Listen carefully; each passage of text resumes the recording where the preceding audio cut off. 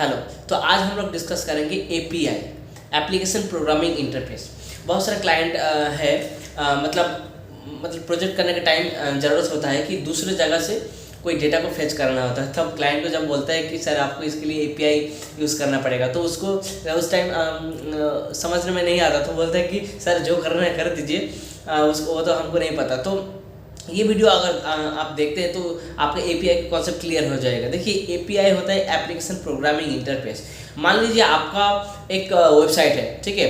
अभी उस वेबसाइट में कुछ आप डेटा पुल करना चाहते हैं, लेकिन वो डेटा आपके पास है नहीं, लेकिन आप चाहते हैं कि जो पहले से ही जिसके पास है वो डेटा वो मुझे उधार दे, ताकि वो मुझे यूज़ करने दे। ठीक है, आपका जो बना हुआ है डेटाबेस, वो डेटाबेस मुझे यूज़ करने दे, उसके बदले ईयरली एक चार्ज ले ले या फिर मंथली एक चार्ज ले ले। ठीक है, मतलब किसी ने कुछ करके रखा है और उसको वो आपको यूज़ करने के लिए दे रहा है। कोई डेटा हो, कोई सर्विसेज हो, मतलब डेटा है, तो वो उसको बोलता है उसका बीच में वो तो डायरेक्टली आपको वो डेटा सर्वर नहीं देगा, तो वो एक एप्लीकेशन एपीआई बना के रखे हैं कि उसका अगर सर्विस है, उसका अगर डेटा यूज़ करना है तो आपको एपीआई का थ्रू वो यूज़ करना पड़ेगा।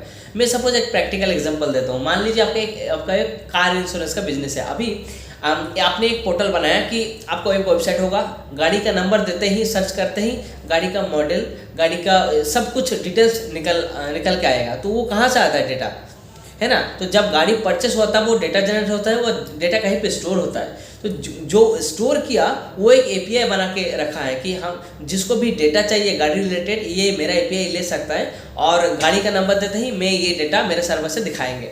ठीक है ना, तो वो बना के रखा है। तो आप अपना वेबसाइट में चाहते हैं कि कोई भी गाड़ी का नंबर दे और उसका गाड़ी का सब डिटेल्स शो करें, तो आप कहाँ से एक एक करके गाड़ी का तो डेटा ऐड नहीं करेंगे, तो आप करेंगे यूज़ एपीआई का।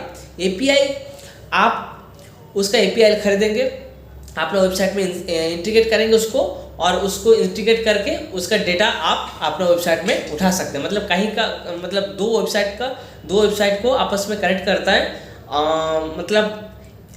मतलब उस वेबसाइट से आप डेटा अगर लेना चाहते हैं अपना वेबसाइट में, तो इस केस में एपीआई आपको ज़रूरी है। ठीक है, ये टाइप ऑफ एपीआई होता है। ठीक है, जो कुछ होता है ओपन एपीआई। ओपन एपीआई वो एपीआई होता है जिसको पैसा नहीं लगता, वो बना के ठीक है, वो बहुत अच्छा सोचता है, सबके लिए सोचता है, बना के छोड़ दिया भाई यूज़ कर, कोई भी यूज़ कर सकता है, वो होता है ओपन एपीआई।